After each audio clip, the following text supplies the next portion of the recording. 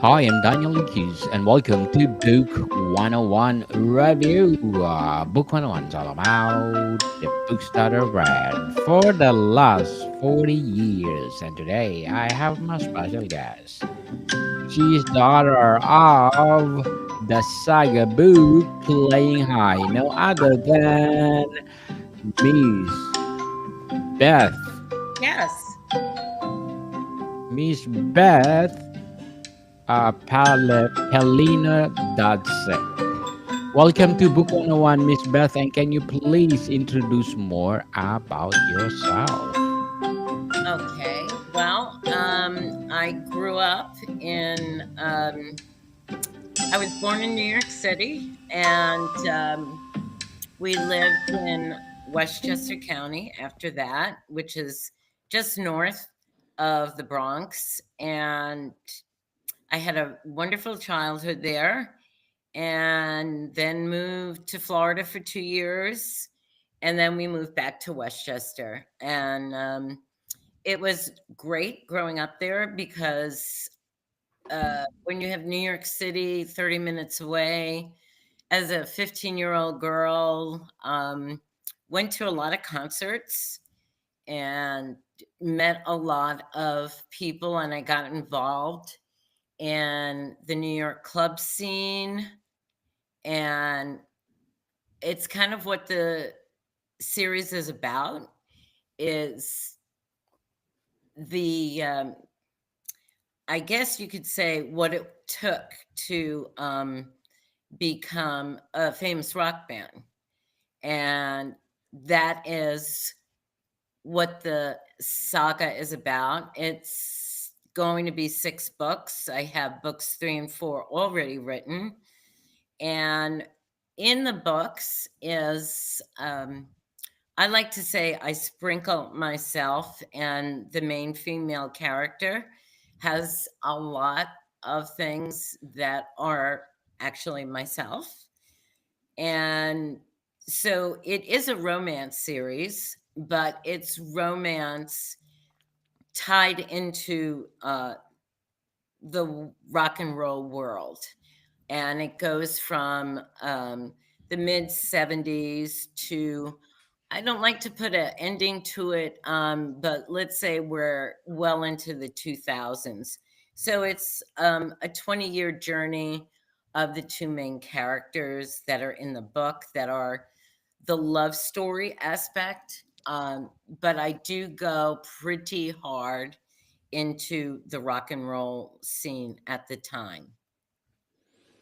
Miss Beth Palina Dodson, thank you so much for sharing your talents to the world. So, how would you describe the overall gameplay experience in playing high? What experience? Playing High is the second book of the series, and I think it's a very powerful book. In the first book, I tell everybody about the characters and how the love story forms and how the band forms. Book 2 takes you to where they are. I don't want to give too much away, but it takes you to where they are. They have just made it as a band that's noticeable, a band that starts to get traction. And within that, it discusses the love story and the trials and tribulations that happen with the two main characters and what they go through. And Playing High is accurate because in the rock scene, there are things that happen, addictions that happen, and how the characters have to deal with fame, which sometimes is not easy to deal with. And I go through that. And it, uh, the main character, the female character, is in book one, she's very strong and she is a pretty powerful person. And in book two, we start to see her vulnerabilities. And so I think it makes her more, not that she's not likable in the first book, but you see some of the things that she deals with Fane, that she deals with her bandmates, her husband, um, when they do make it. And so that is what book two is about. And there are some hard things that happen in Playing High. So, Miss Beth, what do you think sets the High Perfection Saga apart from other similar games? Um, for me, this was a story I had in my head for 20 years. And I had snippets of the story that were in my head. And I guess to take the leap to say I'm actually going to write this story is a big leap that you take. And one day, and as I said, the story was coming into me for like 20 years plus. And one day I literally was cleaning my house and the story started to come to me in like vivid color. The characters had names. The story started to lay out in front of me. And I took a shower and I turned the water on, and the story just flowed right through me. And I got my computer and I started writing it. And I am an indie published author. So finding the right group of people to work with was a challenge until I found the right group. And I think anybody who goes the self publishing route needs to know that there are a lot of bad actors out there. There are a lot of companies that say that they'll do this for you, and your book just kind of sits there. I built a wonderful team, and I found the right person who hooked me up to my editor, who hooked me up to a marketing person, who hooked me up with the woman who does my book covers, my book layouts. She does my website. So I have a very good team that I will be working with through all six books. So I am lucky. Not a lot of people, I've heard of many horror stories about self publishing, but you really need to investigate it. So, Miss Beth, how do you stay motivated when facing challenges or challenging levels? Um, I actually, to be honest, um, have not had challenges with the writing. For me, the writing part is easy. Um, I'm actually working on the end of book five, but I know that the story that I have written for book five is very long, and I will need to shift some of that into book six. So I actually have the roadmap in my head and know exactly where I'm going. And I guess you could say the challenge is not writing it fast enough and not being able to get everything I want out there so fast.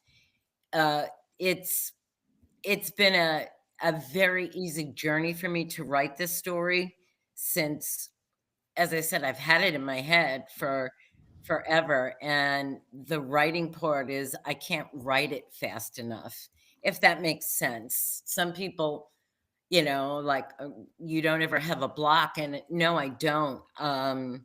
I never not know where I'm going with the story. It's, it's something that I'm very lucky for. I actually have 3 other stories, that have been in my head, and I cannot get to those until I finish with this series of books. So, Miss Beth, what will be your advice for those people out there want to write their own story or novels or other kinds of books that they want to write? Um, First of all, I think it's the sitting down and dedicating yourself to writing it. And then you have to decide, are you writing a vanity piece to say, I have a book published and it's up on Amazon? Or are you taking it seriously as an author, as I am, where I believe that this series could be very big. And so this now is my job, is to get the series out to everybody, since books 3 and 4 are already written. And I believe the third book should be out in the early part of 2025, because it's done and book 4 is done. So I would say write it, and if you feel the passion in writing, just sit at your computer and write it.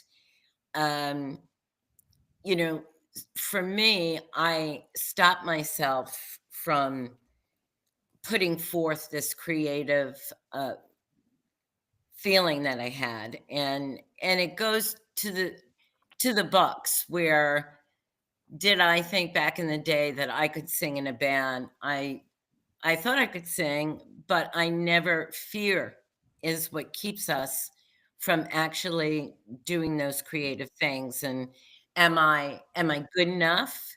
And then self-doubt comes in, and every time self-doubt comes in, we back off of it. And it took me this long to say, I'm ready. And unlike a lot of authors who don't want to put themselves out there, I'm an author who says, I want to be out there. I want you to know me. I'm part of the brand. And um, you need to decide really which route you're going. Are you taking this seriously as um, your calling, that you now want to establish yourself as an author, which I have done? And I think it has to be in you to put all that energy out there. And that would be the advice I have for somebody. Are you taking it that serious? And if you are, then just write. Just keep writing and find, because as you know, Daniel, the big publishing companies are not going to look at a first time author. Um, and then, literary agents and all that kind of stuff is a blockade. So going this self-publishing route is a wonderful way for authors to get their work out there. But again, there's a lot of bad people. So I would suggest to anybody who wants to self-publish, there is a site called the Alliance of Self-Publishers, and it will list everybody, and they have green lights, yellow lights, and red lights. So I only focused on those that had green lights, and I interviewed every one of them, which isn't many, Daniel. I have to say, it was only about 7, 8 people who were very legitimate and had a great rating. So if you do that, you need to talk to every one of those people, because not everybody's going to be a good fit for you until you find the right fit, which I did. Hmm. Very well said, Miss Beth. Very well said. And Thank you. what will be your short-term and long-term goals in writing? Well, my short time is to get the visibility of the first two books, because there is a third and there is a fourth and fifth and sixth. So I believe the series can be very big, because it's about music. I have written songs for every book. I've also put a playlist at the end of every book. So short term, I really want people to embrace book one, which is called Playing Hard, and the second book, Playing High, and to get ready for book three. And I'm going to take you on a journey. And I think people will like the journey. The book is a little spicy, I'm not going to lie. There, there is a very strong love content. I'm saying it in a nice way. Or, um, as you know, in the book world, they label it as a spicy romance. And yes, my book is a spicy romance. Long term goals, like as you said, because I've written songs, I cannot write music, but I can write lyrics. And I know the way every song I wrote should sound, or have an idea of what kind of song it should be. And realistically, I think that my series of books could become something that might be on a Netflix or an Apple TV. I think somebody would be interested in making it a limited series, which I would love. And that would be my long-term goal, is to get some music out, and for somebody who wants to make it a show, honestly. Good luck to your goals, Miss Beth, and looking forward for more books like this. So to sum up our discussion for today, are there any improvements or new features you like to see in the future installments of your Playtime Saga? um I'm going to have some sad moments in the later books. I will say that. And there will be a bit of chaos that happens. But I think to write a good story, and it is a romance story, and it could be wonderful for me to say wonderful things about the two lead characters, and they are very much in love, except that kind of book, after a while, not interesting. So I need, in every book, there's a protagonist or something that rocks the boat. And in book five and six, I'm going to make it, I'm upping the game um, as to the bad things that happen. So I got to make it interesting. I have to make people say, "Oh my God, what's going to happen?" Every book that I do write ends in a cliffhanger. So of course I'm going to do that, because I want you to buy the next book. Yes, definitely. So, Miss Beth, again, thank you so much for sharing your talents to the world. Thank you. And I just say to anybody who's interested in writing, write. And never think that your work is, let somebody look at it, um, because they see more potential. I thought I had one book, and my editor told me to keep writing, because she had book one and book two, and we broke it up. And she said, write more. So I did. And so it became 6 books instead of one. So yeah, just keep writing. Yes, right, people, and stop procrastinating. If you have Yes. the passion to write, share to the world like Miss Beth Pelino Dudzik. So, can you please invite our listeners to support all your books? Oh, Yes, please. I don't. Where are you in Canada? British Columbia, Miss Beth. Because a good part of my book does take place in Vancouver. So Okay. I will say that there is a Canadian aspect to my book. So people in Canada, hey, I'm shouting out to you because two of the characters are from Vancouver. And Canada. yes, and Yes. it plays a role in the story. That's So the shout out to everybody in BC. I have traveled in Canada myself quite extensively. So yeah, I bring a little of the Canadian flavor into my books. Canadian flavor. So, can you tell us before you go? Can you tell us why specifically in Vancouver, Canada, is your main protagonist came Uh, from? well, I've been to Montreal and I've been to Toronto. And as an East Coast girl, I was like, yeah, okay.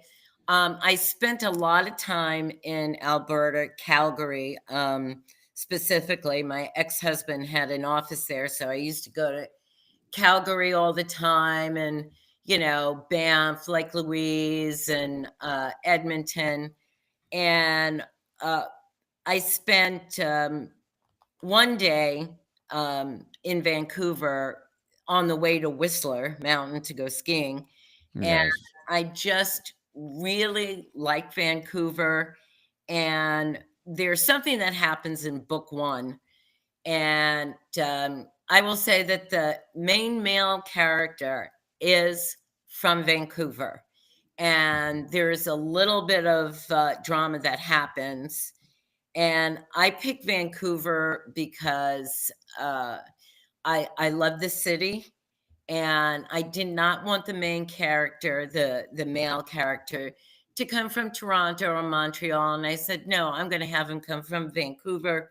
It's a beautiful city, and that does play a role in all the books, actually, all six of them.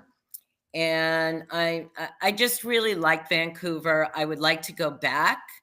I know that there's a big romance convention that happens, and I would love to get in. I don't think I'm going to get in for 2025, but yeah, I picked Vancouver because I liked it. Yes, people, Vancouver indeed. Very beautiful, especially summer. So, Miss Beth, again, can you please invite our listeners to support all your books? Please, people, you will love them. You will love the characters. It's a little bit dirty, but I think that you will understand how it all plays. And if you like music, if you like a really good romance story, check out my books because they get better with every next book. Yes, people, let's support Miss Beth because if you support her, more books like this to come. So, Miss Beth, thank you for your time. Thank you very much, Daniel. I appreciate it. Thank you for having me. More to come, people. See you soon.